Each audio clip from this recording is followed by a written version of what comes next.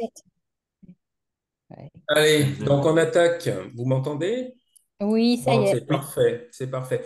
Dernier PVDM de la saison, parlons plongée, tous les premiers vendredis du mois, un même format, toujours un thème, un intervenant. Ce soir, on accueille Olivier Giraud.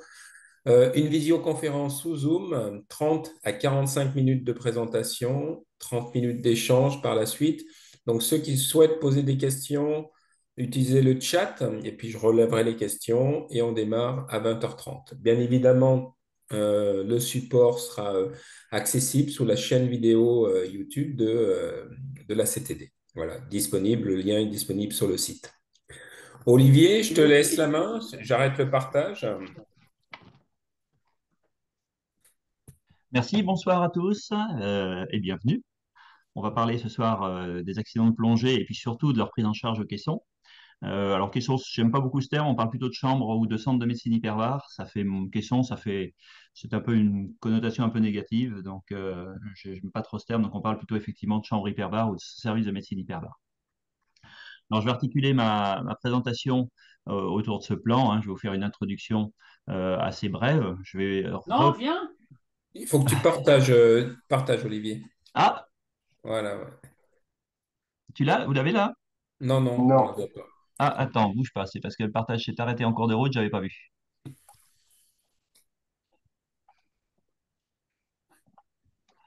Voilà. Vous l'avez, c'est bon? Non, Pas pas pour encore. l'instant. J'ai bien le partage Ah, pourtant. C'est ça y bon? est, Ouais, c'est c'est bon, Ok, bon. voilà. c'est Ça y est, c'est bon. bon. Ça me disait que j'avais pas la main. C'est bon, ça m'a rendu la main. Parfait. Donc, je vais vous parler des accidents de plongée, hein, on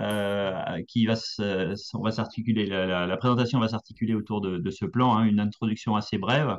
Je vais reposer les bases, même si vous les connaissez, des barotraumatismes, des accidents de désaturation, et puis des prises en charge plus spécifiques au centre de médecine hyperbare, avec la présentation d'étapes de recompression, de leurs indications, qui sont quelquefois assez empiriques, et puis je conclurai et nous discuterons, ce qui sera le moment d'échange et de partage et de répondre à toutes vos interrogations. Alors tout d'abord, en France, comme vous le savez, il n'y a pas de registre national d'accidentologie, hein, puisqu'il n'y a pas d'obligation de déclaration, que ce soit auprès de la fédération, que ce soit auprès des assureurs. Alors si vous voulez vous faire rembourser, mais eux ne nous retournent pas les statistiques et nous, on a des informations seulement en interrogeant nos confrères qui travaillent dans les centres de médecine hyperbare. Heureusement, il y a quelques registres à l'étranger, le DAN par exemple ou le BESAC, qui eux ont des statistiques très précises. En France, je vous rappelle qu'on a un peu plus de 2,5 millions de plongées par an, sachant qu'on a entre 300 et 400 accidents par an. Ça nous fait un accident pour 6 000 plongées, ce qui est dans la moyenne des sports à risque intermédiaire, hein. C'est un peu moins que le parapente, c'est un peu moins que des sports plus extrêmes qui posent problème aux assureurs, même si les plongeurs ne sont pas très aimés des assureurs.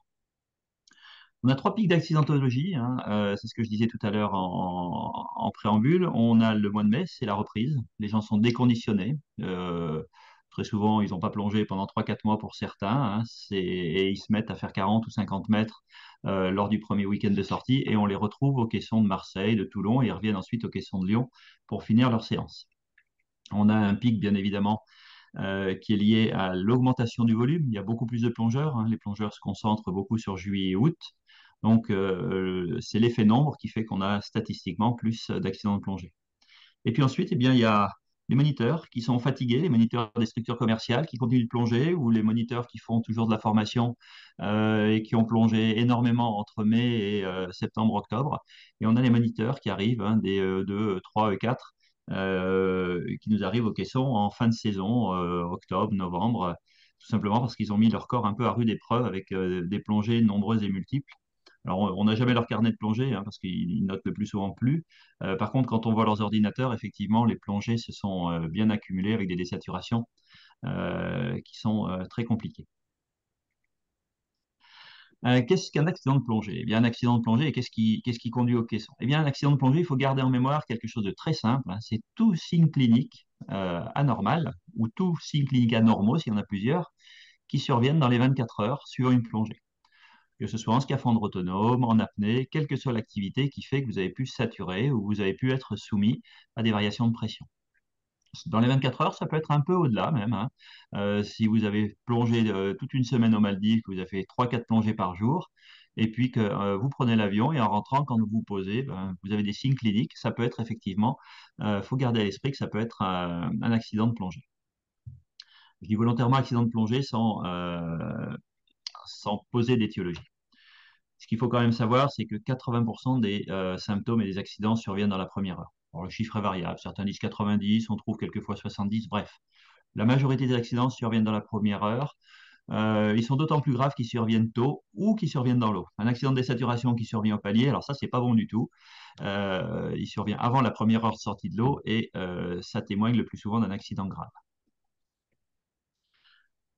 Alors, quels sont les différents types d'ADP? Je dis bien accident de plongée. Eh bien, vous avez les barotraumatismes, qu'on abrège le plus souvent BT, les accidents ambulaires, hein, qui sont des accidents de désaturation anarchique qui conduisent à des maladies de décompression, qu'on regroupe sous le nom d'accidents de désaturation, les œdèmes pulmonaires d'immersion, qui sont des accidents hémodynamiques, et, des accidents biochimiques, dont on ne parlera pas, hein, ce sont des accidents liés au gaz qu'on respire, que ce soit l'oxygène, l'hélium, l'azote ou d'autres gaz pour la plongée professionnelle. Et puis, bien évidemment, vous avez des noyades et des hypothermies. Grosso modo, les barotraumatismes et les accidents ambulaires, ça représente 80% des accidents. L'œdème pulmonaire d'immersion, lui, monte doucement. C'était 2-3% il y a quelques années. Il y a 10 ans environ, on est plutôt entre 5 et 10-12% selon les centres actuellement, tout simplement parce que les plongeurs et les médecins qui sont formés à la médecine hyperbare, ils pensent de mieux en mieux et de plus en plus surtout. Alors, les barotraumatismes, je vous fais un rappel bref, hein, je vous fais un tout petit peu l'affront de vous réexpliquer que quand on descend, la pression monte, quand on remonte, la pression diminue. C'est tout simplement pour vous rappeler ce schéma, hein, puisque le barotraumatisme, c'est une lésion d'un organe creux. Alors, des organes creux dans l'organisme, il y en a plein. Vous avez les oreilles, vous avez les sinus, vous avez éventuellement des petits kystes que vous pouvez avoir au niveau des dents si les dents sont pas très bien soignées ou si vous avez un plombage un peu défectueux. Ça peut être l'estomac, ça peut être les poumons, bref, tous les organes creux de notre organisme qui sont soumis à ces variations de pression peuvent être traumatisés, soit parce qu'il y a une augmentation de pression, soit parce qu'il y a une augmentation de volume. Donc, que ce soit à la montée ou que ce soit à la descente. Ça, c'est la définition du barotraumatisme. Comment se manifestent les barotraumatismes? Eh bien, tout simplement, là, j'ai représenté sur la droite de votre écran une oreille. Ça peut se manifester par une douleur intense de l'oreille, plus ou moins intense, une douleur très simple, ou une douleur très violente, syncopale. Ça peut se compléter d'une perte de l'audition, c'est-à-dire que vous n'entendez plus, soit vous êtes un peu sourd, soit vous êtes complètement sourd, vous n'entendez strictement rien de l'oreille. Ça peut s'accompagner de sifflements, on appelle ça en termes médicaux des acouphènes. C'est-à-dire que vous entendez un bruit bizarre, ça peut être un train, ça peut être un sifflet, ça peut être des claquements répétitifs. C'est fortement désagréable quand ça persiste. Et ça persiste tout le temps. C'est-à-dire quand vous vous couchez et quand vous dormez, d'ailleurs vous avez du mal à dormir, ça persiste. Ça peut être associé à des vertiges qui sont très souvent associés à des vomissements. Tout simplement parce que vous avez des pertes de repères visuels, hein. C'est comme le bateau par grand vent, ça brasse beaucoup, donc vous vomissez. Ça peut être des saignements de nez, donc là, c'est plus le même barotraumatisme, hein, c'est un barotraumatisme des sinus maxillaires, des sinus frontaux, ou d'un sinus plus profond, qui est un sinus phénoïdal, qui est derrière entre les deux yeux. Vous saignez du nez. C'est pas très très grave, ça peut être très impressionnant, mais c'est pas très très grave. Ça peut être d'autant plus grave que vous êtes éventuellement sous anticoagulants, puisque les anticoagulants sont plus des contre-indications pour la plongée. Je vous disais tout à l'heure hein, qu'on pouvait avoir un peu d'air au niveau des kystes dentaires si on a une dent mal soignée ou si on a un plomb ou une couronne qui s'est désadaptée de la dent. Et ça, c'est spectaculaire, c'est-à-dire que vous remontez, vous sortez de l'eau, vous avez du sang dans le détendeur et dans la bouche, vous avez très mal. Il n'y a pas de caractère de gravité, si ce n'est que ça fait un peu peur à tout le monde. Il suffit de rassurer quand on est médecin toutes les palanquées pour éviter que tout le monde soit rappelé en dehors de l'eau et de mettre le blessé, entre guillemets, sur le bateau. Il a perdu sa dent, mais il faut attendre que la souris passe. Ça peut être des douleurs abdominales, c'est-à-dire qu'il faut savoir que surtout quand on fait des exercices, par exemple, de remontée assistée ou on fait nos fameux span d'air et que notre élève nous met le détendeur en bouche bien fusant, bah, bien évidemment, on a de l'air qui va dans les poumons, ça c'est pas très grave parce qu'on l'expire, mais on a de l'air qui va dans l'estomac et quand on a 1 litre ou 2 litres dans l'estomac à 20 mètres, eh bien évidemment, vous savez que quand on arrive à la surface, on a beaucoup plus, donc on a une distension gastrique. Le plus souvent, on rote, hein, donc il n'y a pas de barotraumatisme, mais il faut toujours penser, lors d'une douleur abdominale aiguë, lors des exercices de remontée, à un barotraumatisme gastrique qui peut survenir. C'est pour ça, je vous donne que l'anneau gastrique, par exemple, pour la plongée, est une contre-indication, parce que si l'anneau gastrique dans la chirurgie de l'obésité bouge, eh bien tout simplement le plongeur va accumuler de l'air dans l'estomac, et quand il va remonter, l'air ne va pas sortir et son estomac va se rompre. Donc ça, c'est un barotraumatisme qui est grave. Ça peut être la présence de niveau de sang au niveau de l'œil, hein, c'est un plaquage de masque, c'est un barotraumatisme lié à une succion de l'œil, hein. C'est très impressionnant, mais ça n'a aucun caractère de gravité, c'est-à-dire que l'œil n'est jamais mis en danger dans ce cas-là. C'est très impressionnant, il peut y avoir du sang partout, y compris devant la cornée, hein, cette petite zone devant l'iris et devant la cornée. C'est pas grave, ça fait peur, mais c'est absolument pas grave. Plus grave, comme je vous parlais des cavités aériennes, sont les barotraumatismes pulmonaires, tout simplement parce qu'effectivement, lors d'une remontée un peu rapide, vous pouvez léser vos alvéoles. Donc, au mieux, vous avez simplement une gêne respiratoire, une petite toux et une douleur thoracique, ce qui témoigne d'un barotraumatisme modéré. Au pire, vous pouvez avoir un passage d'air du poumon dans les vaisseaux qui entourent le poumon, et cet air se diffuse au niveau du cerveau, et c'est ce qu'on appelle les embolies gazeuses. Donc ça, c'est un barotraumatisme plus grave sur lequel j'ai fait une diapositive spécifique, tout simplement parce qu'il faut le connaître. Les autres barotraumatismes sont graves, mais plus ou moins graves, mais ne mettent pas en jeu la vie du plongeur. Celui-là peut mettre la vie en jeu du plongeur, tout simplement parce que, comme vous voyez sur la diapositive sur la droite, lors de la remontée, si vous avez une effraction des alvéoles pulmonaires, ce sont des petits sacs qui ressemblent à des grappes de raisin, sauf que lieu d'être remplis de jus de raisin, c'est rempli d'air. Vous avez une rupture alvéolaire, passage d'air dans les veines ou dans les artères. Cet air se met à circuler très rapidement dans le système veineux et dans le système artériel du cœur. Et bien évidemment, il part directement au niveau du cerveau. Donc ça donne des embolies gazeuses cérébrales qui sont très graves. Donc c'est responsable d'embolies gazeuses artérielles, de paralysie, paralysie d'un membre, paralysie de deux membres, paralysie de quatre membres, perte de connaissance ou mort et arrêt cardiaque. Donc ça, c'est particulièrement grave. Des barotraumatismes à minima peuvent survenir lors d'une remontée et une expiration qui est mal contrôlée. C'est un peu d'emphysème et un peu d'air au niveau du cou. C'est ce qu'on appelle le fameux emphysème sous-cutané. C'est le petit schéma que je vous ai mis, la petite image que je vous ai mise, seule, à côté du grand dessin. C'est l'emphysème sous-cutané. Ça peut être intéressant à rechercher sur un plongeur qui se plaint de douleur thoracique. Simplement lui palper le cou. Tout simplement, quand on palpe le cou, on a une sensation de pas dans la neige. C'est-à-dire quand on appuie dessus, ça crépite, comme si on appuyait notre main sur de la neige fraîche. Ça fait cric-cric. Et c'est caractéristique de l'air sous la peau. Donc ça permet, par exemple, lorsqu'on fait une conférence à trois et que les plongeurs nous passent un bilan médical, de nous dire, bah, écoutez, j'ai l'impression de sentir de l'air sous la peau du plongeur. Donc dans ces cas-là, on se dit, ah ben, on a un plongeur expérimenté qui sait, et là, dans ces cas-là, on déclenche d'emblée les urgences et on envoie d'emblée l'hélico. Les accidents de désaturation. Donc après les barotraumatismes, hein, qui représente environ 40 à 60%. Ça dépend des centres de médecine hyperbare, ça dépend de l'activité, ça dépend de l'année. Quand il y a de l'activité d'enseignement, il y a plus de barotraumatisme. Quand il y a de l'activité de plongée loisir et de plongée profonde, il y a plus d'accidents de désaturation, ce qui est tout à fait logique, bien évidemment. Les accidents de désaturation que vous connaissez bien, hein, sont liés au fait que lorsqu'on s'immerge, on sature en azote. Je crois que vous avez eu un cours il n'y a pas très longtemps sur un PVDM, il n'y a pas très longtemps, le mois passé, sur la saturation et la désaturation des tissus. Vous savez que quand vous et moi, on se trouve à 1 bar, c'est la pression atmosphérique à laquelle nous sommes, on est à équipression entre la tension d'azote des gaz dans les tissus. Alors, j'ai représenté un muscle, mais vous prenez tous les compartiments de l'organisme, hein. Donc, on est à équipression entre la pression partielle d'azote qu'on respire et la tension tissulaire. Quand on s'immerge, on a une pression partielle en azote qui augmente et on a une saturation progressive des compartiments, de tous les compartiments de notre organisme qui se saturent selon les périodes, hein, de 50% du gradient par période.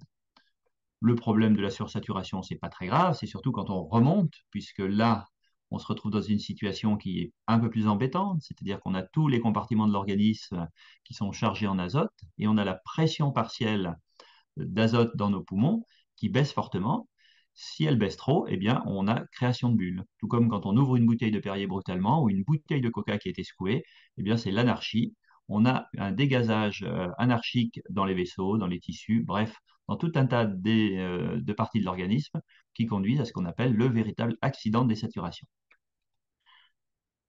Cette désaturation, vous connaissez très bien la façon dont elle est gérée, hein. Elle est gérée par les ordinateurs de plongée, qui ne sont que des modèles mathématiques, hein, avec leurs limites, dont on peut régler tout un tas de paramètres pour améliorer sa désaturation, ou par des logiciels, quand on fait des runtime, par exemple, sur des plongées plus engagées, plus techniques, des plongées au trimix, par exemple.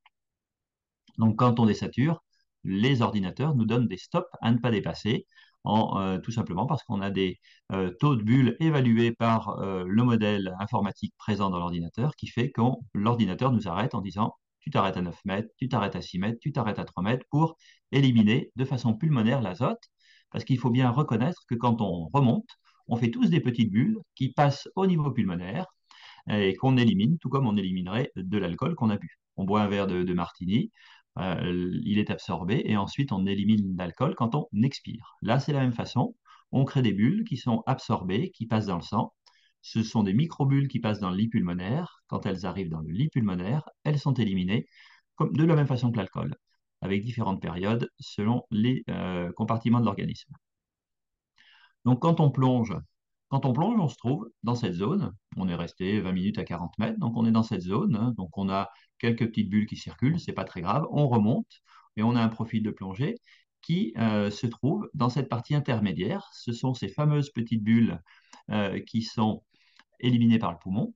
Si on remonte un peu au-dessus des gradients de sursaturation critique, hein, alors ce sont les M-values ou ce sont d'autres facteurs qui sont réglables, le VPM, réglable sur les ordinateurs, ou des gradients plus simples qu'on règle en P0, P1, P2, qui rendent plus sûrs nos ordinateurs, eh bien, si on arrive dans cette zone de désaturation trop importante, on augmente notre risque de désaturation. Il n'empêche que cette diapo est très intéressante parce qu'il faut bien désaturer à un moment, donc il faut bien se rapprocher le plus possible de cette ligne pour désaturer. Donc rien ne sert de rester 10 minutes de plus à 9 mètres parce qu'on se dit je vais sécuriser mes paliers, et il faut remonter tout doucement et faire ces paliers à la bonne profondeur pour être justement au plus proche de cette ligne et au plus proche du coefficient de saturation critique pour qu'il y ait une formation de bulle et une élimination de bulles. Sinon, ben, on se trouve dans ce profil de désaturation et on désature très peu. Donc il faut remonter le plus près possible de la M-value. Alors, la M-value, c'est sur les gradients de facteurs, hein, entre autres, schématiquement.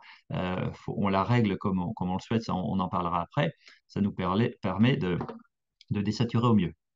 Vous connaissez tous ce diagramme, hein, sur les gradients de facteurs de Becker, où on a les gradients de facteurs bas, les gradients de facteurs hauts, pardon. On vient, nous, de la droite de cette diapositive, de cet écran, et progressivement, on vient buter contre notre ligne qui nous dit, attention, tu vas faire trop de bulles, il faut que tu marques un arrêt, nos paliers. Donc on remonte en quinconce, progressivement, et on s'arrête à chaque palier. C'est la méthode de désaturation. Si on ne respecte pas ces consignes données par notre instrument de désaturation, notre ordinateur, notre runtime, alors maintenant les tables, les profondimètres et les timers, il n'y en a plus, eh bien, on augmente notre risque d'accident de désaturation. Alors, qu'est-ce qu'un accident de désaturation? L'accident de désaturation, mais c'est une bulle qui se forme dans un vaisseau et qui bloque le flux sanguin. Vous avez ici sur cette diapositive le flux sanguin, une grosse bulle qui s'est formée. Alors ici, elle est ronde, mais elle peut être ovoïde, elle peut être cylindrique, ou ça peut être un chapelet de bulles. Ce qu'il faut savoir, c'est que quand vous avez une bulle qui se crée, là, ce n'est pas représenté sur ce diagramme, vous avez tout un tas de petites bulles qui arrivent derrière et qui font grossir cette bulle. Donc ça, ça pose problème, puisque la circulation n'existe plus en aval. Vous avez donc une ischémie, il n'y a plus de circulation et plus d'apport d'oxygène en aval. Donc, si ça intéresse, par exemple, votre oreille interne, eh bien, vous avez un accident de désaturation de l'oreille avec une surdité, un vertige, d'autant plus grave que la bulle est grosse ou que le chapelet de bulles est important. Donc, j'ai représenté cette bulle ici. Enfin, c'est pas moi qui l'ai représentée, d'ailleurs, c'est Mut, hein, c'est un auteur qui travaille sur le dégazage et sur les embolies gazeuses, donc les ADD, ça, c'est le même principe. Ces bulles peuvent survenir ailleurs. C'est-à-dire que là, elle est représentée dans un vaisseau, mais on peut la trouver ailleurs, dans des tissus. à proximité de tendons, dans une articulation, contre un nerf, dans la moelle osseuse, dans le cerveau, dans le tissu graisseux cutané, dans le tissu sous-cutané. On peut la trouver de partout. Tous les organes peuvent désaturer, dans le foie, dans le système vasculaire du tube digestif, ce qu'on appelle le système porte. Bref, on peut faire dans l'œil, on peut faire des embolies gazeuses de partout. Tout peut désaturer, vous pouvez avoir une bulle dans l'œil.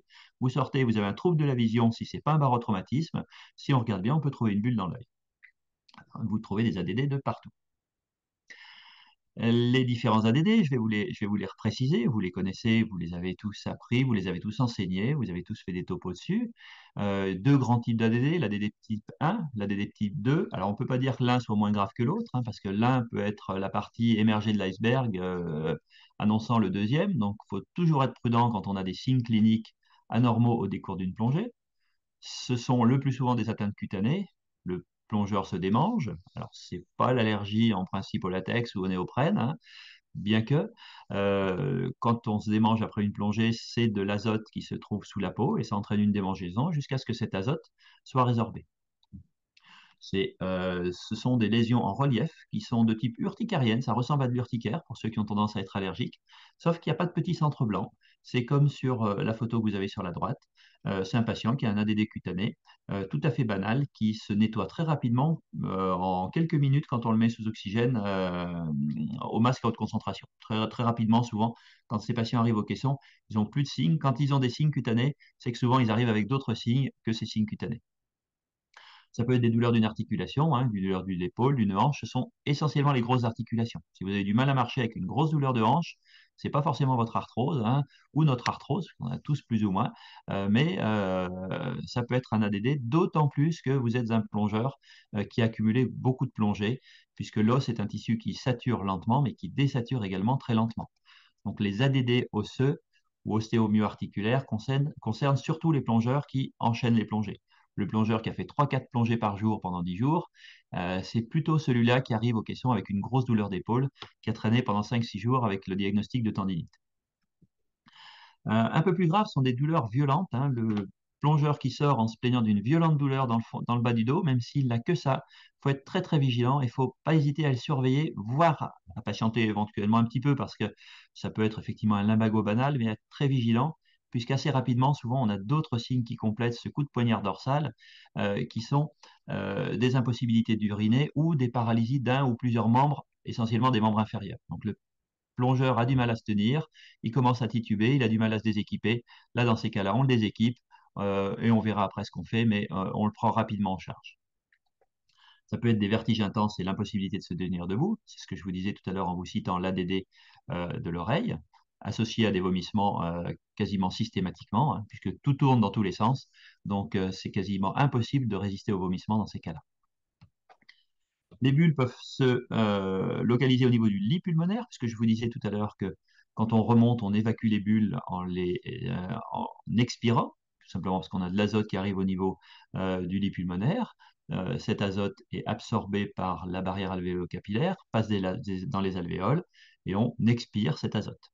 Si beaucoup trop de bulles arrivent au niveau du lit pulmonaire, eh bien la circulation pulmonaire se fait mal. C'est une embolie gazeuse, entre guillemets, hein, c'est un ADD pulmonaire, c'est-à-dire que le sang au niveau du lit pulmonaire ne peut plus passer et le plongeur a énormément de difficultés à respirer avec une coloration bleutée, c'est ce qu'on appelle la cyanose. Alors, sur les ongles, quand on sort de l'eau froide, ce n'est pas un très bon signe. Il faut plutôt regarder les lèvres ou éventuellement les oreilles quand elles sont restées au chaud. Quand tout est bleu chez le plongeur, ce n'est pas très bon signe, c'est qu'effectivement sa saturation n'est pas bonne et qu'il a du mal à faire des échanges gazeux. Je vous citais tout à l'heure les douleurs abdominales. Ça peut être des barotraumatismes, mais ça peut également être des ADD. On a une il n'y a pas très longtemps au Caisson, un ADD du foie, ce qui n'est pas banal. Un patient qui a mal désaturé au niveau de son foie parce que sa circulation se faisait mal. On a recaissonné. Il a eu une hépatite, entre guillemets, hein, c'est-à-dire qu'il a monté ses enzymes hépatiques. Il a eu une petite anomalie du bilan hépatique liée à un ADD hépatique. Ce n'est pas très fréquent, on n'en voit pas souvent. Dans ces accidents de désaturation de type 1, hein, c'est ce que je vous disais, ça peut être, alors si on voit sur cette diapo, vous voyez, c'est de l'azote sous-cutané qui entraîne un petit surélèvement de la peau et une démangeaison.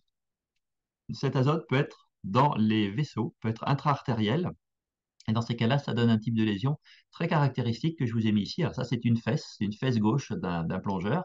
Ce qu'on appelle un cutis marmorata. C'est un ADD qui est relativement grave puisqu'en fait, il témoigne d'embol gazeux artériel. Donc, s'il y a eu embol gazeux artériel, c'est que le patient a désaturé au niveau veineux, quelques bulles se sont promenées au niveau veineux et se sont retrouvées au niveau artériel. Donc, elles se sont retrouvées au niveau artériel par un shunt droit-gauche, un shunt type FOP, un foramen ovale perméable, donc c'est un shunt intracardiaque.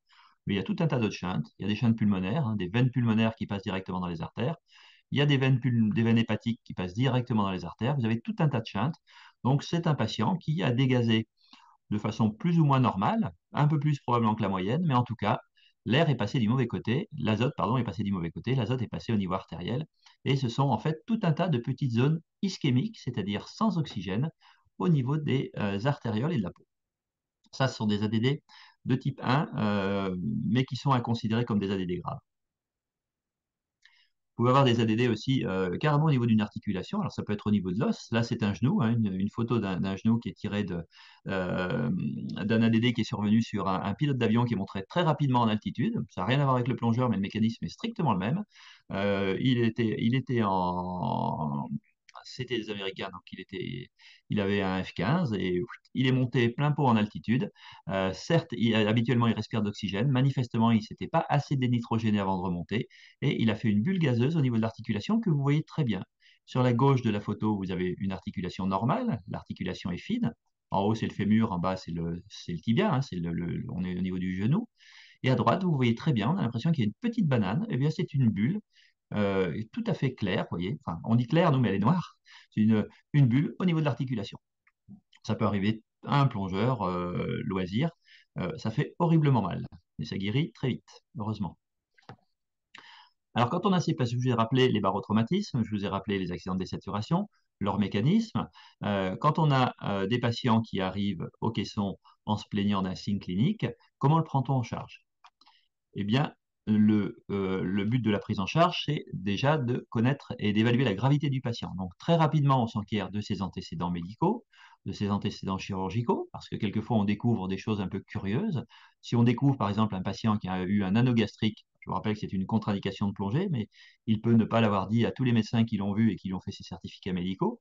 Ça passe bien pendant 10 ans, il plonge avec son anneau gastrique, et puis un jour, ça se passe mal. Le malade vous dit, quand il est au caisson, il dit: ah bah oui, mais on m'a mis un anneau gastrique, je ne l'ai jamais dit. Là, on est quasiment sûr, s'il a décrit une douleur abdominale, qu'il a eu un barotraumatisme gastrique et qu'il s'est rompu l'estomac. Donc, on passe systématiquement, quand on a un patient qui arrive au caisson, par un interrogatoire policier sur ses antécédents médico-chirurgicaux, sur les traitements qu'il a, parce qu'un certain nombre de médicaments peuvent favoriser ou aggraver les barotraumatismes. Je pense à des anticoagulants, à des antiagrégants.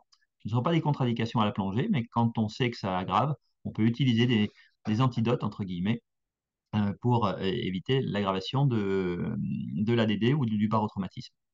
On s'enquiert des allergies, ça a beaucoup moins d'importance, sauf s'ils présentent un caractère asthmatique. Donc, c'est pareil, je vous rappelle que les asthmatiques peuvent plonger.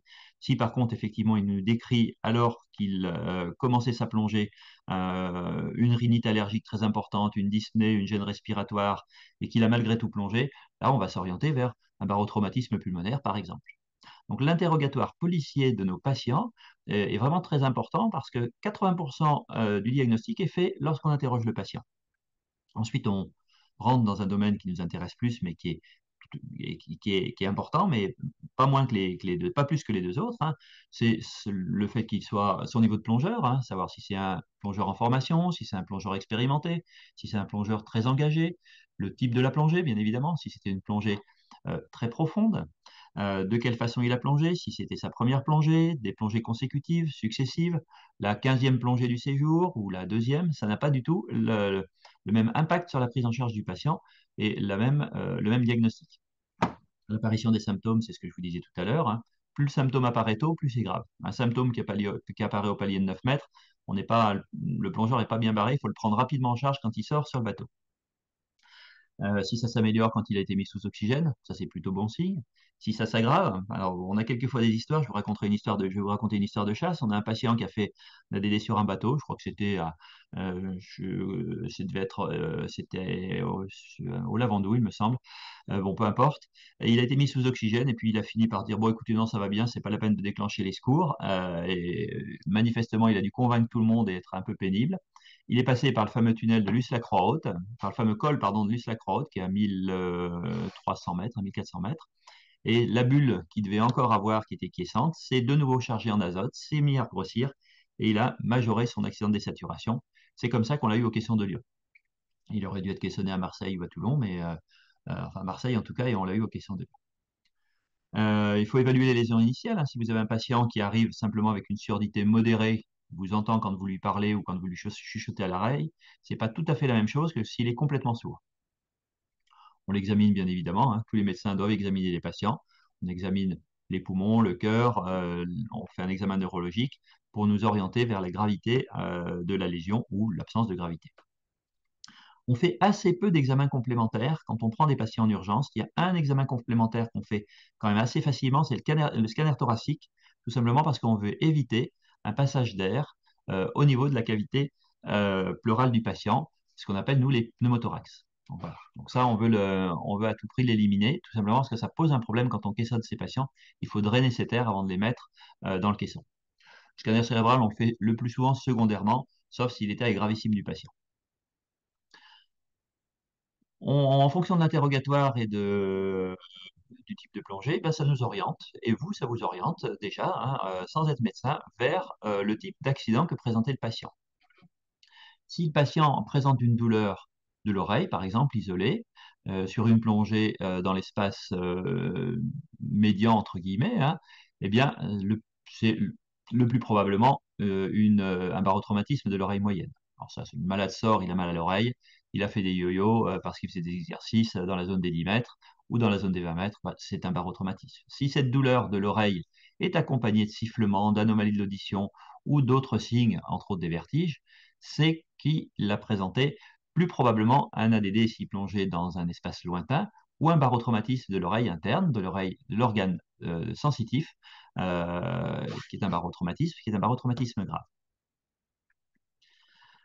Le patient peut être essoufflé lorsqu'il sort de sa plongée, hein. Si c'est un essoufflement avec un plongeur bleu, un patient qui tousse, si c'était dans l'espace médian, hein, dans les 20 mètres avec un temps relativement court, moins de 40 minutes, ça évoque fortement une remontée rapide ou des paniques ou la réalisation d'un exercice avec un barotraumatisme pulmonaire ou un œdème pulmonaire d'immersion. Mais le plus souvent, lors d'exercices ou lors de remontées paniques, ce sont des barotraumatismes pulmonaires. Donc, dans ces cas-là, on fait des scanners thoraciques et des scanners cérébraux. Quand c'est dans l'espace lointain ou des plongées plus profondes, à l'interrogatoire, on se rend très bien compte si c'est une rupture de palier qui nous oriente vers un ADD pulmonaire ou un œdème pulmonaire d'immersion, puisque l'essoufflement s'aggrave quand le patient remonte, alors que lors d'un ADD pulmonaire, l'essoufflement s'améliore quand le patient sort de l'eau. Si le patient sort et qu'il est paralysé d'un ou plusieurs membres, dans l'espace médian, ben, c'est la même chose. On évoque un barotraumatisme pulmonaire, comme je vous disais tout à l'heure, avec un passage d'air au niveau du cerveau ou au niveau de la moelle, mais c'est le plus souvent au niveau du cerveau. Donc, ce n'est pas un ADD, c'est un barotraumatisme. Donc, nous, ça nous oriente d'emblée vers un examen complémentaire qu'on demande très rapidement en urgence, qu'on a dans les 15 minutes. C'est un scanner thoracique pour éliminer et drainer la pathologie pulmonaire avant de réoxygéner le patient dans le caisson, dans la chambre de médecine hyperbare. Si le patient est paralysé et a impossibilité d'uriner, bah, tout simplement, il a envoyé des bulles au niveau de la moelle ou il a envoyé des bulles au niveau de l'ensemble de son cerveau. Là, on rentre dans des accidents très graves qu'on voit heureusement pas très souvent. Je vous rappelle, hein, quand on envoie des bulles, quand on envoie des bulles au niveau du cerveau, c'est pas bon signe. Ça survient le plus souvent dans le cadre d'exercices ou dans le cadre de plongée anarchique type remontée panique. Et le plus souvent, ça conduit à l'arrêt cardiaque. Et nous, quand on prend sur le bateau ou quand le CROSS et le SAMU régulent des arrêts cardiaques au sortir de l'eau, quel que soit l'espace d'évolution, on considère ça comme un barotraumatisme pulmonaire grave avec une embolie gazeuse massive au niveau du cerveau qui peut être associé à une ADD si le patient revient d'une plongée saturante, s'il a fait 50 mètres pendant 10 minutes ou 15 minutes. Non seulement il a le barotraumatisme sur une remontée rapide avec rupture de palier, mais en plus il a un ADD. Alors, comment est-ce qu'on traite ces patients? Alors, vous avez déjà des notions que vous connaissez bien, hein, les ADD de type 1, de type 2, les ruptures de palier. Eh bien, tout simplement, si le patient dans les ruptures de palier ne peut pas, si le plongeur, pardon, dans les ruptures de palier ne peut pas se réimmerger et faire une réimmersion de 5 minutes à mi-profondeur, eh bien, tout de suite, il faut le mettre immédiatement sans délai sous oxygène à haute concentration. On utilise un masque spécial qui permet en fait aux patients de réinhaler de l'oxygène, d'inhaler de l'oxygène à 100%, quasiment 100%. On est à 80%. Le mieux, éventuellement, c'est un détendeur, si le patient le supporte, un détendeur avec du nitrox 100%, hein, avec de l'oxygène pur. Là, on est sûr d'avoir une fraction inspirée d'oxygène de 100%. 80%, c'est déjà pas mal. Il faut l'hydrater, il faut lui donner à boire par la bouche s'il n'a pas de trouble de conscience. 500 à 1000 ml d'eau avec l'équivalent d'un verre d'eau toutes les 5 à 10 minutes en attendant les secours. Nous, on limite l'agrégation plaquettaire. Alors, l'aspirine est très discutée. On ne le donne plus sur le bateau maintenant. C'est nous qui le prescrivons si besoin et selon les différentes recommandations ou pas d'ailleurs. Donc, c'est une prescription médicale. Donc, on peut sortir l'aspirine. D'ailleurs, je pense que tout le monde l'a sorti des trousses de secours. Ça n'a plus d'intérêt. On va vraisemblablement s'orienter vers des antiagrégants plaquettaires plus performants, mais qu'on ne donnera que sur prescription médicale. Et puis surtout, on le recomprime le plus rapidement possible, sauf s'il y a une contre-indication à l'oxygénothérapie hyperbare, dans les 6 heures.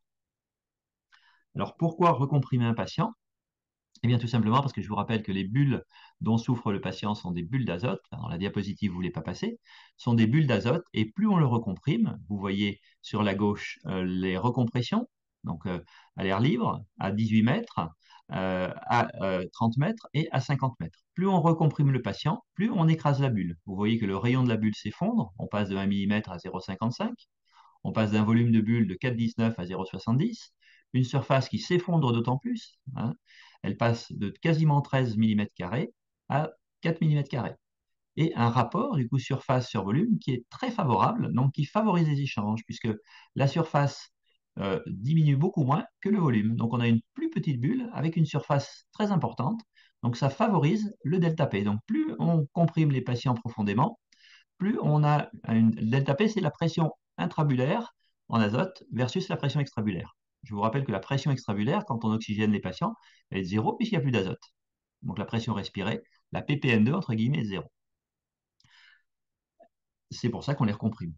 Ça, c'est l'effet pression. La recompression, c'est pour écraser les bulles. Si vous écrasez les bulles, vous vous rappelez tout à l'heure cette bulle qui coinçait le vaisseau, le sang ne passait plus. Si vous avez une toute petite bulle qui est passée de 1 mm à 0,55, eh bien le sang repasse autour. Donc on revascularise la zone qui était ischémique, qui était malade.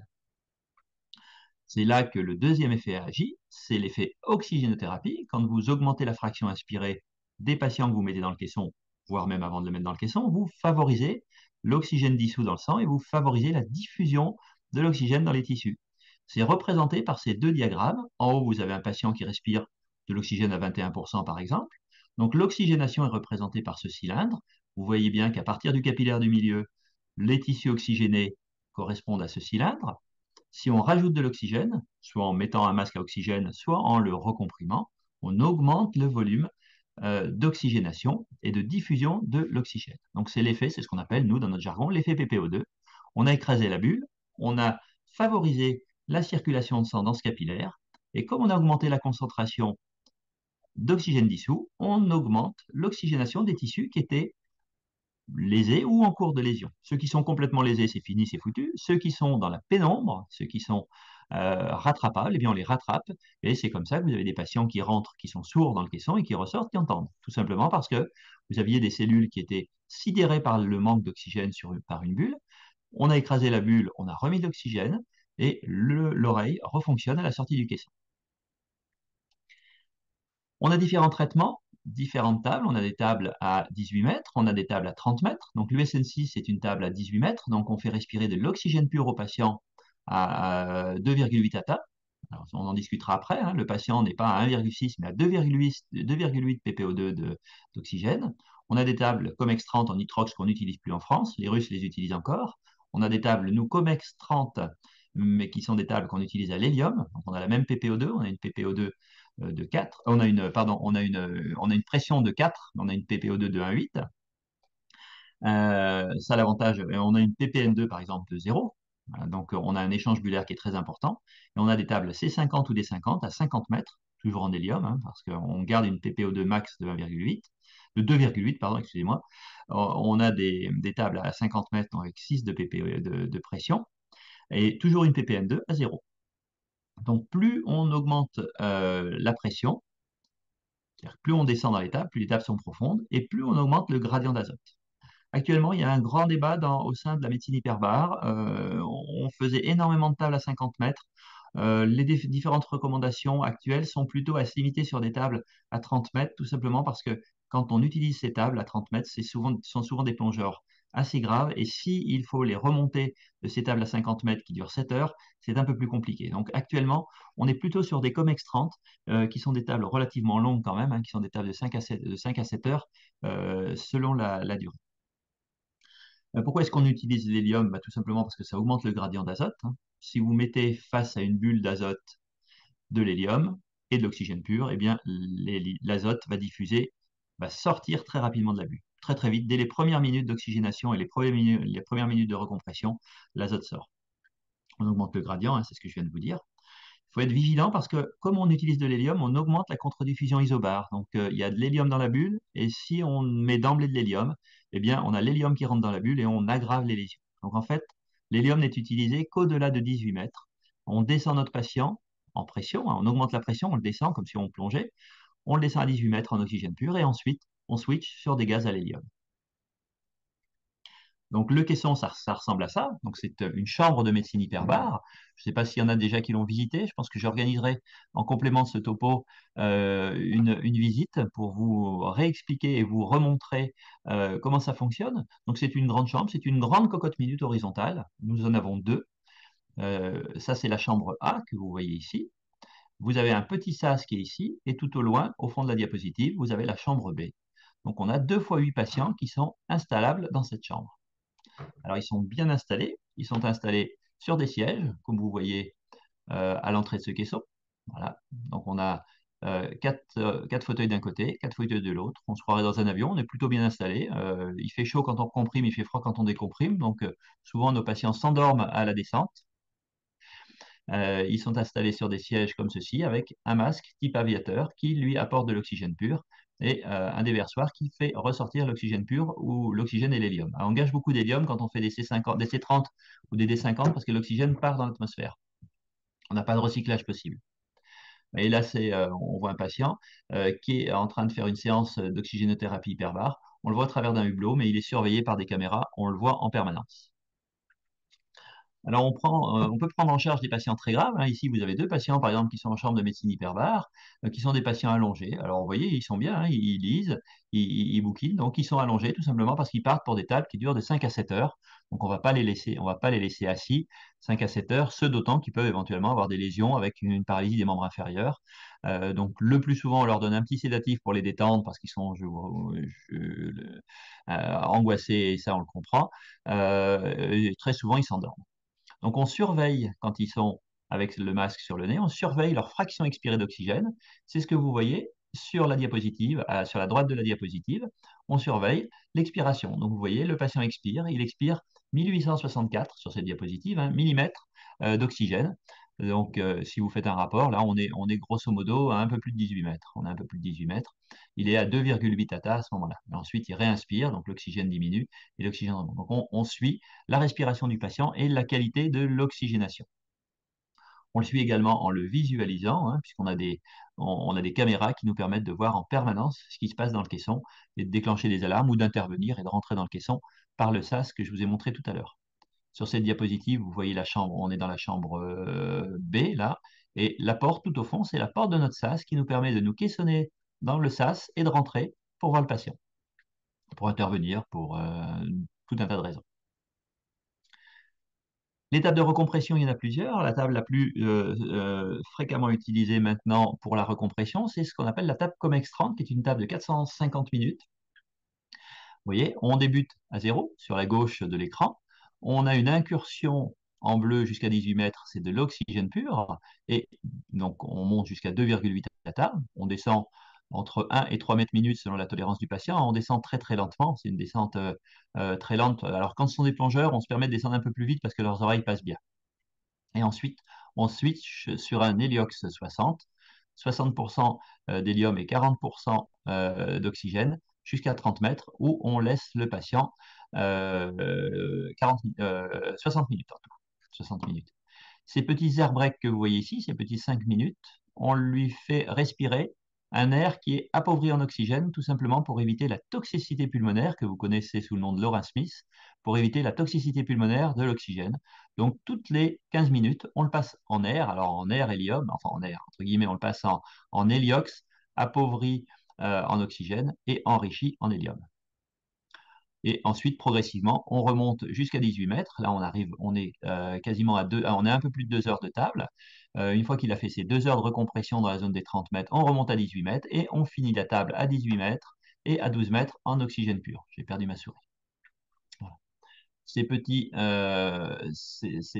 parties vertes que vous voyez, ce qu'on appelle nous ces passages en air, c'est simplement de l'héliox 22, tout simplement parce qu'on l'appauvrit, on le met à 22% d'oxygène pour éviter la toxicité pulmonaire. Et puis à l'issue des 450 minutes, le patient sort guéri, alors sort au mieux guéri.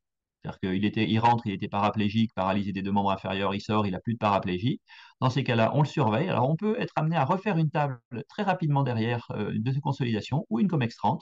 Mais en tous les cas, dans les pathologies graves, dans les accidents de désaturation très graves, on fait toujours des tables de consolidation qui sont des tables à 15 mètres, qui sont des tables à 2,5 ATA de PPO2 de 2 heures. Si la pathologie était grave, si c'est une pathologie médulaire, on fait souvent des tables qui sont plus longues, qui sont des tables de 5 heures en oxygène pur à 18 mètres. C'est la fameuse table USN6 que vous connaissez tous. Cette table USN6 que je vous présente ici, dans les ADD très graves, quand on leur a fait une COMEX 30 et qu'ils ont récupéré partiellement sur la première table, on leur fait une ou deux tables, on arrive à leur faire 3 tables de COMEX 30. Très souvent, ils sont améliorés à 80-90% après. On ne leur inflige pas une quatrième ou une cinquième table COMEX 30 parce que ce sont des tables quand même très profondes et avec des grandes contraintes traumatiques sur le plan pulmonaire. Donc, on consolide la guérison et on complète la guérison avec des tables USN6 qui sont des tables de quasiment 5 heures, hein, de 4h45 à 18 mètres en oxygène pur. C'est pareil, on les descend à 18 mètres en oxygène pur et toutes les 20 minutes sur cette table, on les passe en air pour éviter la toxicité pulmonaire. Au bout d'1h15 à 18 mètres, on remonte tranquillement dans la zone des 9 mètres où on finit par des oxygénations de 60 minutes, des paliers prolongés pour une désaturation totale en oxygène au bout de 4h45. Ça, ce sont les 3 tables les plus fréquemment utilisées. Comment est-ce que alors, il y a une autre table dont je ne vous ai pas parlé, qui est la fameuse table à 50 mètres qu'on utilise quand on a quelquefois des patients qui viennent avec une persistance de séquelles, mais qui sont encore dans les 10 jours, qui reviennent par exemple de l'étranger, qui ont encore des difficultés motrices au niveau des membres inférieurs. Dans ces cas-là, on leur fait des tables à 50 mètres pardon, pour essayer de récupérer encore un peu au niveau médulaire. C'est les rares cas où on utilise actuellement nos tables à 50 mètres. Alors, quels sont les examens complémentaires qu'on fait à ces patients quand ils ont eu des accidents au caisson? Déjà, il y a une contre-indication de plongée qui va de 1 jour à 6 mois, hein, selon les accidents. Et puis, on évalue l'atteinte. Alors, on évalue l'atteinte avec l'aide de nos spécialistes, hein, que ce soit des ORL avec l'étude de l'audition, que ce soit avec le neurologue et les IRM cérébrales, les IRM de la moelle, les IRM osseuses quand il y a eu des accidents osseux. Des bilans cardiaques, on recherche systématiquement le FOP quand il y a eu des accidents au niveau de l'oreille interne, hein, un ADD de l'oreille interne, et des accidents médulaires, tout simplement parce qu'on suspecte très fortement le passage d'une bulle du secteur droit au secteur gauche. Sur le plan cardiaque, quand ce sont des patients qui ont des antécédents, on les confie au cardiologue et on leur refait faire des épreuves d'effort. Puis on fait des scans thoraciques dans les pathologies pulmonaires, des scintigraphies osseuses. Ça concerne surtout les plongeurs professionnels qui font des barotraumatismes, qui font des BENS, pardon, au niveau des articulations. Vous, ce qui vous intéresse, en plus du caisson, c'est la prise en charge de l'accidenté sur le bateau. Eh bien, ça, vous la connaissez, hein, puisque vous l'avez, je pense, tout apprise et vous l'avez même probablement pratiqué, hein. Les grands standards persistent, c'est-à-dire que l'oxygénothérapie est le fondamental, c'est-à-dire c'est ce qui guérit les patients, quelquefois dès le bateau, y compris sur des pathologies graves. Donc, le patient qui se plaint d'une symptomatologie anormale au décours d'une plongée doit être mis sous oxygène à haute concentration et on n'arrête jamais l'oxygène tant qu'il n'a pas été pris en charge ou éventuellement médicalisé par téléphone. Ça, c'est plus rare qu'on l'arrête par téléphone, mais ça peut être le cas dans certaines circonstances. On le met en position demi-assise, on le met à l'abri de tout le monde sur le bateau, hein, en attendant que les palanquets reviennent. On le réchauffe. Alors, on ne le réchauffe pas en le frottant, on le réchauffe en lui retirant sa combinaison et en le couvrant avec des vêtements chauds. On l'installe confortablement, avec la tête correctement appuyée. On évite de l'hypothermie en le couvrant fortement et on le fait boire, sauf s'il a des troubles de conscience. Dans ces cas-là, on met le patient en position latérale de sécurité et là, on est dans une situation beaucoup plus grave. Dans tous les cas, le cross est alerté par le canal 16 ou par le 196 avec notre téléphone portable et on fait ce qu'on appelle une conférence à trois, à quatre même le plus souvent, hein. C'est le bateau, le cross, le SAMU et nous au caisson où on régule et on oriente le patient. Soit on l'oriente vers un centre d'accueil des urgences, soit on l'oriente d'emblée vers le caisson, soit on l'oriente vers un service de réanimation parce qu'il a fait par exemple un œdème pulmonaire d'immersion où l'œdème pulmonaire d'immersion ne se recomprime pas, mais c'est un accès direct en réanimation. Donc, pour conclure, j'ai été un tout petit peu plus long. Pour conclure, tout symptôme au décours de plongée, c'est un ADP, jusqu'à preuve du contraire. On oxygène précocement et on demande très rapidement un avis au médecin hyperbare. Alors, si vous avez le téléphone d'un médecin hyperbare, que vous connaissez bien, rien ne vous empêche de l'appeler. Ça permet quelquefois de bien dépêtrer la situation et de simplifier en fait la prise en charge. Et surtout, moi, je pense toujours au rappel de palanquet, c'est-à-dire que non rarement, ça m'est arrivé de me trouver sur des bateaux où tout le monde voulait rappeler les palanquets et il faut être vigilant quand on rappelle les palanquets parce qu'ils peuvent être amenés éventuellement à sortir un peu plus rapidement qu'ils auraient souhaité en se disant il y a un accident, il faut vite qu'on sorte pardon, et à griller quelques paliers. Donc, avant de rappeler tout le monde, il faut être vigilant. Mais ça, seul un médecin peut prendre la responsabilité de dire on patiente, il n'y a pas d'urgence, c'est un accident de plongée, mais on peut se laisser 5 à 10 minutes que tous les plongeurs sortent si tout le monde est en fin de plongée. Pronostic fonctionnel, hein, il dépend du délai de prise en charge entre l'accident et la recompression. Plus on comprime vite, et moins le risque d'accident est important. Le risque de séquelles est important, pardon. Et puis surtout, pour prévenir, c'est la chose principale à faire, il faut être en bonne condition physique. C'est ce que je vous disais tout à l'heure, hein. Un pic d'accidentologie en mai, tout simplement parce que les plongeurs sont en moins bonne condition physique qu'en juillet, en août ou en fin d'année. Une surveillance régulière de tous les facteurs de risque, hein, les facteurs de risque cardiaque, les facteurs de risque pulmonaire. Et puis, bien évidemment, avoir un CACI à jour fait par un médecin qui connaît la plongée, pas forcément un médecin fédéral, un médecin plongeur qui est très expérimenté en plongée peut tout à fait faire un très bon CACI. Voilà, je m'excuse d'avoir été un petit peu long, mais je suis tout oui à vos questions. Oui, c'était parfait, Olivier. Merci beaucoup. Donc, on a quelques questions. Je vais les lire en fin de compte. Donc, chronologiquement, la première question, c'est, il y a beaucoup d'accidents au palier. Tu nous as dit qu'il y a de temps en temps des accidents au palier. C'est assez rare. C'est assez rare. Ça concerne essentiellement des plongeurs, de la plongée tech, de la plongée très engagée, avec des durées de plongée très longues et des profondeurs assez importantes. Ce sont des recycleurs, on en a un par an, avec des plongées très profondes. D'accord. Il faut que ce soit des plongées très saturantes. Une deuxième question, j'ai fait un ADD de l'oreille interne à la fosse de Bézieux qui s'est déclenché à plus de 24 heures, d'accord, donc 24 heures après, conduisant à une perte totale d'équilibre. Euh, hmm, donc, hospitalisation, 7 jours de caisson à Marseille. Donc, on se pose la question, il se pose la question, jusqu'à quel délai les symptômes peuvent-ils se faire ressentir?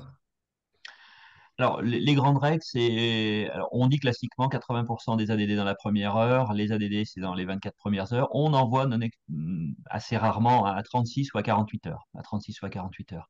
Mais en médecine, tout est possible. Alors, il y a quand même des délais, hein. Au-delà de 48 heures, on est plus dans l'ADD, on est éventuellement dans la décompensation d'un barotraumatisme. Il faut rappeler que les yo-yo qu'on fait à la fosse de Mézieux, par exemple, c'est fortement traumatisant pour les oreilles.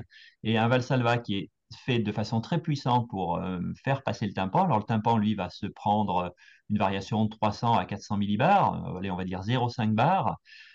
Donc une pression où le tympan peut se rompre, mais on va dire que le tympan ne se rompt pas, donc le plongeur a très mal à l'oreille. Ce qu'il faut bien savoir, c'est qu'il y a tout un jeu d'étrier entre le tympan, vous pouvez aller mettre le doigt, enfin on ne peut pas mettre le doigt dessus, mais si vous vous grattez l'oreille, vous allez en direction du tympan. À l'issue de cette chaîne d'osselets, vous avez l'étrier, qui est un petit osselet qui appuie contre l'oreille neurologique, entre guillemets, l'oreille sensorielle. Et là, vous avez ce qu'on appelle une fenêtre ovale. Et cette fenêtre ovale a une surface qui est 20 fois inférieure à celle du tympan.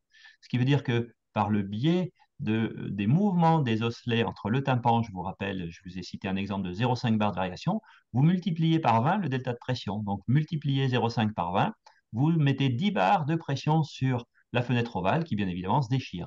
Et là, ce n'est pas un ADD, c'est un barotraumatisme de l'oreille interne. C'est gravissime, ça conduit à la perte de l'audition, au vertige et quelquefois qui ne se récupère pas. Donc ça, c'est un barotraumatisme qu'on caissonne. Le barotraumatisme de l'oreille moyenne, le tympan rouge ou la sensation d'eau dans l'oreille, on ne met pas le patient en oxygénothérapie hyperbare. Le patient qui, par exemple, par contre, a un barotraumatisme de l'oreille interne, c'est un organe neurologique, ORL certes, mais neurologique, on le caissonne pour redonner de la vie, entre guillemets, aux cellules qui sont quiescentes. Donc, pour la fosse de mes yeux, moi, je serais, enfin, pour une fosse dans la zone des 10 mètres, on évoque quand même beaucoup plus souvent un barotraumatisme sur un valsalva un peu appuyé. L'ADD est quand même assez rare, même chez les plongeurs bulleurs. Je vous rappelle que les plongeurs sont caractérisés en 4 catégories. Les pas bulleurs, vous avez des plongeurs qui sont très peu bulleurs, hein, les 2 et 3 sont des intermédiaires, et les 4 sont les très bulleurs. Donc, les 4 font la même plongée. Vous en avez un à qui vous allez mettre un Doppler sous-claviculaire ou un Doppler cardiaque ou un Doppler sur la veine jugulaire, vous n'allez rien entendre, alors que le plongeur trébuleur, qui fait partie de la catégorie 4, lui, il va faire cric, cric, cric de partout, il sera plein de bulles alors qu'ils auront fait la même plongée. Donc, même en étant un Alors, plongeur trébuleur, c'est difficile de faire un ADD dans la zone des 20 mètres quand même, hein. Même si c'est possible. d'accord. Et de fait, un plongeur trébuleur a plus de risques de faire un ADD qu'un plongeur non buleur. Tout à D'accord. fait, ils ont un tout petit peu plus de risques. Ouais. On les reconnaît parce qu'effectivement, souvent, ce sont quelquefois des récidivistes. Oui, C'est-à-dire qu'on on les voit de temps en temps en caisson, on a quelques lignes dans le dossier. Donc, d'accord. Alors, on leur conseille dans ces cas-là de rendre leur ordinateur un peu plus sûr. donc, une autre question, c'est est-ce qu'il y a beaucoup, quoi du moins, beaucoup d'accidents au niveau régional dans la région de par la plongée lac? Alors, on a on a une vingtaine d'accidents plongée lac par an, ce qui est pas énorme compte tenu du nombre de plongées lac des plongeurs lyonnais, puisque quand moi j'avais fait l'étude en 2016, les plongeurs lyonnais, grosso modo, faisaient 50% de leurs plongées en lac. Donc ça représente beaucoup de plongées. Il y a beaucoup de plongeurs dans la région Rhône-Alpes, donc ça ne représente pas une grosse incidence. D'accord. Pourtant, As-tu la pro... pardon, excuse-moi, Lionel, je t'interromps. Les Oui, plongeurs lacs sont quand même des plongeurs, savent qu'ils plongent dans un milieu hostile, sont plutôt des plongeurs qui sont assez sûrs. Ils ont plutôt prudent. des bonnes pratiques. D'accord. Très bien. As-tu la proportion des types d'accidents? Tu me disais type 1, type 2, au moins pour les caissons de Lyon. Alors pour le caisson de Lyon, les accidents cutanés, ils sont très sous-estimés parce qu'il y en a plein qu'on ne doit pas voir. Il y en a plein qui passent à la trappe, ils arrivent au service d'urgence, ils sont oxygénés. Ça représente chez nous, ça représente 10-15%, ça représente très peu. Après, on a 40-50% d'accidents de l'oreille interne, des vertiges, des troubles de l'audition. Et on a 40-50% de médulaire. Alors, médulaire, faut pas, c'est un accident grave, hein, mais c'est pas le malade paralysé qui peut plus du tout marcher, qui va finir sur un fauteuil, hein. La majorité, ils rentrent dans le caisson, ils sont paralysés, ils ressortent, ils remarchent. Ouais. Au caisson de Lyon, la recompression se fait entre autres avec de l'hélium. Donc, on a compris qu'il y avait le gradient d'azote hein, qui était augmenté. Est-ce qu'il y a d'autres valeurs ajoutées? Alors, l'autre valeur ajoutée du caisson de Lyon, c'est qu'on peut descendre à 50 mètres. Tous les caissons ne descendent pas à 50 mètres. Donc ça, c'est une valeur ajoutée, même si ça reste controversé pour l'instant, parce que c'est très, très compliqué en médecine. Toutes nos recommandations sont basées sur ce qu'on appelle l'évidence base médecine, c'est-à-dire qu'il faut des études cas contrôle, c'est-à-dire on applique une thérapeutique versus rien du tout.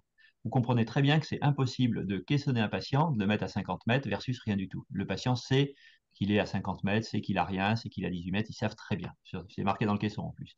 Euh, Donc, si on se basait que sur que la nécessité des études de grand grade, de grade A, hein, ben, on ne ferait pas de caisson, on dirait bah, ça n'a jamais été prouvé. Donc, le caisson de Lyon a une histoire de table profonde par Bertrand Delafosse, qui était le précédent responsable du service du Centre de médecine hyperbare de Lyon, qui fait qu'on reste quasiment les seuls à faire des tables profondes. Et l'apport de l'hélium là-dedans? Alors, l'apport de l'hélium, c'est simplement pour éviter l'effet narcotique de l'azote, parce que quand on descend les patients pendant 2 heures à 30 mètres, si on les met en azote, et puis surtout, c'est pour éviter de réengraisser des bulles qui n'auraient pas été trop engraissées par l'azote. On ne va pas rajouter de l'azote à un gaz, on veut surtout avoir un gradient, un énorme gradient. C'est-à-dire que la bulle, c'est 100% d'azote quasiment, hein, 85-90% d'azote. Pourquoi plus que l'air? Bah, tout simplement parce que l'oxygène qui est présent dans la bulle, il est consommé par les cellules environnantes. Donc, la bulle est quasiment une bulle d'azote pure. Donc, le gradient, quand on met que de l'oxygène en face et de l'hélium, bah, il est énorme. Il est énorme. Donc, l'azote sort très vite. Quel est le pourcentage d'utilisation du caisson de Lyon pour les accidents de plongée? Euh, alors, je ne comprends pas très bien la question.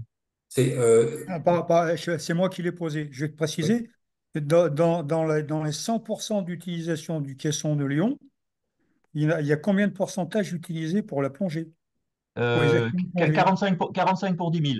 D'accord, On fait 10 000 séances de caisson par an. Il y a 45 accidents de plongée. d'accord. Donc Et 45 le pour 10 000. reste, c'est quoi? C'est des brûlures, Le reste, c'est de la brûlure, c'est de l'intoxication au CO, c'est de la cicatrisation, c'est de l'embolie gazeuse d'autre origine. Un radiologue met une aiguille dans le poumon pour faire une biopsie, il y a de l'air qui passe, le malade fait une embolie gazeuse, il est paralysé, on le caissonne. Voilà, le Covid, quand il y avait le Covid. voilà, oui, oui, oui, tout à fait. Donc 45, 40, allez, entre 35 et 45 pour 10 000, ça dépend les années. Donc ça fait pas beaucoup, hein, ça fait pas beaucoup. D'accord. Alors, une autre question, je pense la connaître, mais la réponse, mais 100% oxy à 6 mètres, au-delà de la toxicité qu'on utilise chez nous, hein, en caisson, tu vas jusqu'à 18 mètres avec 100% d'oxy, c'est ça? Tout à fait, oui. On tolère à l'air sec des PPO2 de 2,8, tout simplement parce qu'en fait, on est dans un milieu convulsivant. Si le patient convulse, qui n'est pas à risque. Si le patient il va faire un début de crise convulsive. On voit, par exemple, on a un petit monsieur qui bascule légèrement sur le côté et qui a des mouvements anormaux. On le met d'emblée en air pur, enfin en air en 21% et 79% d'azote. On le met en air et il récupère immédiatement. C'est-à-dire que la crise convulsive s'arrête. Il n'y a quasiment pas de mouvements anormaux. Il a simplement une petite perte du tonus et c'est exceptionnel qu'on ait une crise convulsive. Quand bien même on ait une vraie crise convulsive complète, il n'y a pas de danger, il ne risque pas de se noyer. Si ce n'est faire peur à tout son environnement, parce que je vous rappelle qu'ils sont 8 dans la chambre, si ce n'est faire peur aux 7 autres, il n'y a pas de souci, il n'y a pas de souci technique. D'autre part, il n'y a pas de phénomène surajouté, ce qu'on appelle nous proconvulsivant, qui favorise la convulsion. Quand on est dans l'eau, si vous êtes à 18 mètres dans l'eau, par exemple, vous faites un palier à 18 mètres dans l'eau en oxygène pur dans le lac du Bourget, eh ben vous avez l'éclairage de votre binôme qui vous envoie dans la figure parce qu'il ne le fait pas exprès, ça favorise la convulsion. Vous avez le froid, vous avez le stress, vous avez éventuellement un tout petit peu d'hypercapnie parce que vous avez donc un peu d'augmentation du CO2 parce que vous avez fait quelques efforts. Donc tout en plongée, vous avez plus d'éléments qui favorisent la convulsion que quand vous êtes à l'air sec dans la chambre de médecine hyperbare. Ça, c'est l'autre explication. Possible de faire un examen pour savoir si on est plongeur bulleur ou très bulleur. Alors, non, à part rentrer dans des études, mais non, c'est pas possible. C'est pas possible. Bon, et moi, j'ai une dernière question, tu nous parles de bulles, est-ce qu'on a des notions de taille? Oui, alors C'est-à-dire, ça va de quelques microns pour les vaisseaux à environ 1 millimètre. Environ 1 millimètre. parfait. Mais c'est assez compliqué parce qu'en fait, on évalue ça sur la taille du vaisseau qui a été obturé. Parce qu'en fait, on ne fait pas d'autopsie du malade vivant. Sinon, ça s'appelle plus une autopsie. Donc, c'est assez compliqué de savoir quelle est la taille de la bulle. Donc, c'est des interpolations. Donc, je ne peux pas te répondre avec une grande certitude, simplement parce qu'on interpole. Ce qu'il faut savoir, c'est qu'en fait, quand il y a par exemple différentes hernies discales à différents niveaux, je donne un exemple, qui comprime très légèrement le retour veineux. Donc, on a 2 ou 3 étages où on a des hernies discales, donc le système veineux est ralenti. Eh bien, ces patients font plus d'accidents de désaturation médulaire, tout simplement parce que le chemin qui va de la périphérie vers le cœur est ralenti. Donc, il y a une bulle qui se forme. c'est pas très grave, si elle n'était pas ralentie. Elle est ralentie et il y a d'autres bulles qui la rejoignent. Et comme les bulles de savon, quand on était plus jeune, en soufflant dans le bazar, là, on fait des bulles de savon, et bien toutes les bulles s'agglomèrent les unes avec les autres. Et elles finissent par faire un méga embouteillage. C'est comme la sortie du gel de Croix-Rousse. Au début, c'est tout fluide, et à la fin, c'est le bazar, tout simplement parce que les voitures sont accumulées, les bulles se sont accumulées. Donc ça, c'est pour ça il faut durcir ces ordinateurs entre guillemets, mais il faut pas trop les durcir non plus. Moi, j'aime pas ce terme durcir, hein. On les rend sécures en fait, on sécurise nos ordinateurs. Mais il faut pas les rendre trop sûrs non plus parce qu'à un moment, il faut bien sortir de l'eau. C'est-à-dire qu'il faut pas plonger avec des gradient factor de 50-50 parce que sinon, vous plongez 2 minutes à 60 mètres et vous remontez, quoi. Sinon, on n'en finit plus. Les gradients de factor, c'est d'une part, il faut qu'ils soient symétriques en plongée à l'air, hein. On ne fait pas de palier profond, ça n'existe pas en plongée à l'air, sinon on sursature et c'est la cata. Les paliers, ça se fait à 9, 6, 3 quand on a des plongées saturantes. On ne fait pas exceptionnellement des paliers à 12 mètres en air, hein. Alors, entre-temps, on a une dernière petite question, puis on arrêtera là après. C'est l'importance de la diététique sur, sur la circulation des bulles. Je ne suis pas spécialiste en diététique, donc je vais rebondir sur cette question. Je ne peux pas répondre à cette question. Alors, il vaut mieux effectivement, faut être en bonne santé pour plonger. C'est-à-dire, ou en tout cas maîtriser les facteurs de risque. C'est-à-dire que si on est fumeur, faut essayer de pas trop fumer les jours qui précèdent la plongée. Si on a du cholestérol, il faut réduire son cholestérol. Si on est sédentaire, il faut plutôt plonger en acquérant une activité sportive. Enfin, c'est ce que je mettais tout à l'heure. Il faut s'entretenir entre guillemets pour plonger, même si la plongée en elle-même n'est pas une activité sportive. Un plongeur de 60 ans en excellent état général qui court un marathon aura moins d'accidents, il sera à très faible risque d'accident qu'un plongeur de 40 ans qui fait 120 kilos et qui ne bouge pas de son bureau, quoi. Il faut s'entretenir. Ça vaut pour tous les facteurs. Il ne faut pas être fatigué, il faut être bien hydraté, ça vous connaissez tous la chanson, hein. Faut bien avoir dormi la veille au soir, faut pas faire d'efforts après la plongée, faut pas en faire trop pendant non plus. Il faut arriver en excellentes conditions physiques en plongée. Alors, excellente, ça ne veut pas dire que vous faites le marathon, hein, ça veut simplement dire que vous allez bien, vous avez bien dormi et vous avez bien bu de l'eau. C'est des facteurs confondants et quand on dit que l'accident est immérité, quand on cherche bien, on trouve quand même un petit truc. C'est-à-dire qu'on a un plongeur sportif qui nous dit: oh ben non, mais finalement, je suis parti à 4 heures du matin, j'ai pas réussi à dormir, en plus, j'ai pas pu boire parce que j'avais laissé ma gourde dans le sac. Et voilà, il arrive, il plonge à 40 mètres et boum, il sort, il a le vertige. Oui, bien sûr, ouais, tout à fait. Bon, ben, merci beaucoup, Olivier. Je pense que c'était passionnant. Et puis, donc, c'était, comme je l'ai dit, le dernier PVDM de la saison. On vous retrouve à la saison prochaine. Et merci à tous. Merci bien de votre présence et puis encore un peu désolé pour vous avoir fait Oh non, traîner. c'était Mais Ah non, non, parfait. très bien. je vous souhaite un bon week-end et puis je vais essayer d'organiser une visite du centre de médecine hyperbare, un week-end où je serai de garde. Eh ben, c'est excellent. Est-ce que je peux poser une dernière question? Mais bien sûr, Guy. Vas-y, vas-y. Voilà. Mais je sais ce que tu vas me répondre, mais j'aimerais que tout le monde l'entende. Un petit effort physique, je dis pas de courir un marathon avant de faire la plongée. Est-ce que ça favorise les échanges gazeux? C'est excellent. Ça fait partie des. Il y a différentes études qui ont montré l'effort physique avant la plongée réduit le niveau bullaire, tout simplement parce que ça augmente le débit cardiaque. Et le débit cardiaque lave, entre guillemets, les microbules qui sont présentes de façon basale dans notre organisme. Donc, euh, un petit quart d'heure de footing, entre guillemets, avant de plonger. Le fait d'être sur une planche vibrante aussi. Les militaires, ils ont carrément mis des malades sur des espèces de gros vibromasseurs qui secouent le malade, enfin, qui secouent le plongeur. Ça décolle la bulle du fond, c'est vraiment ça, puisque ça se décolle les bulles qui sont coincées dans les capillaires, et c'est un facteur de diminution d'accident de plongée. Ça, c'est démontré dans des articles et dans de la presse sérieuse en plus, alors que ça nous a beaucoup fait rire quand on les a vus arriver. Donc, Est-ce que il vaut mieux aller plonger en Zodiac, où tu es bien secoué, qu'avec le Ciris. l'électrostimulation? Non, alors ça n'a pas été étudié. Ça n'a pas été étudié. Non, D'accord. il faut vraiment être secoué. La planche, non, les planches vibrantes qu'ils ont utilisées, c'est des Hmm. trucs techniques, on ne peut pas l'utiliser en routine, hein. Mais tu veux Parce faire que le petit footing avant la petite course d'un kilomètre ou de 2 kilomètres avant d'aller au centre de plongée entre l'hôtel et le CIP de Fréjus, c'est pas nocif, hein, à condition que tu boives bien, que tu n'arrives pas déshydraté, hein. tu prêches un convaincu, c'est ce que je fais. Ah ouais, c'est ce qu'il faut faire, ouais, ouais, ouais. Ça enlève les bulles, ça enlève les bulles. Voilà. Tout simplement parce que allez, je vous prends encore un petit peu de votre temps. Dans notre organisme, vous et moi, comme on est là, pourquoi est-ce qu'on fait des bulles? Tout simplement parce que dans notre organisme, on a des microbules qui sont coincées entre les cellules de nos vaisseaux. On appelle ça des gaz nucléis, ce sont des petits noyaux gazeux. On a des espèces de... Comme quand vous regardez une coupe de champagne, si vous regardez la coupe de champagne, vous avez des petites bulles qui sont dans les infractuosités de votre verre, sauf si vous avez un verre de l'arrière-grand-mère parfait en cristal nickel, mais ça, on n'en a plus. Donc, vous avez des petites bulles qui sont coincées, et nous, on en a coincées dans nos vaisseaux. Et en fait, ces bulles, quand on sursature en azote, on a le sang qui est bourré d'azote, c'est pas très grave, mais ces bulles, qui sont des bulles d'air, s'enrichissent en azote et grossissent, grossissent. Alors, elles s'enrichissent dans un premier temps en azote, donc elles grossissent très peu par l'effet de Boll-Mariotte au fond, mais quand on remonte, comme elles sont bourrées d'azote, et bien elles grossissent. Donc, le fait de courir, le fait de se faire vibrer, ça enlève ces bulles qui sont présentes dans notre organisme. C'est comme quand vous ouvrez un robinet, par exemple. J'aime bien prendre des exemples concrets de la vie courante parce que c'est exactement la même chose dans le corps humain. Vous ouvrez un robinet brutalement, vous allez voir, il y a de la mousse qui se forme. Hein. Même si vous n'avez pas de mousseur, mais vous avez de la mousse qui se forme. Ce sont des petites bulles. Eh bien, à la base de l'aorte, vous avez une division en deux artères. Vous avez tout un tas de bulles qui se forment parce qu'on passe d'un régime laminaire à un régime turbulent. Donc, vous avez des microbules qui se forment. Et ces bulles restent collées, entre guillemets, hein, fixées, et s'engraissent d'azote. Merci, Voilà, Olivier. c'était le petit Mot bonus. de la fin. C'est parfait. Bon, ben, champagne à tous. Et puis, Voilà. bel été. Bel Ouais, été tout merci le à monde, bon tous. week-end, Merci. bonne plongée, plongez Merci bien. Olivier.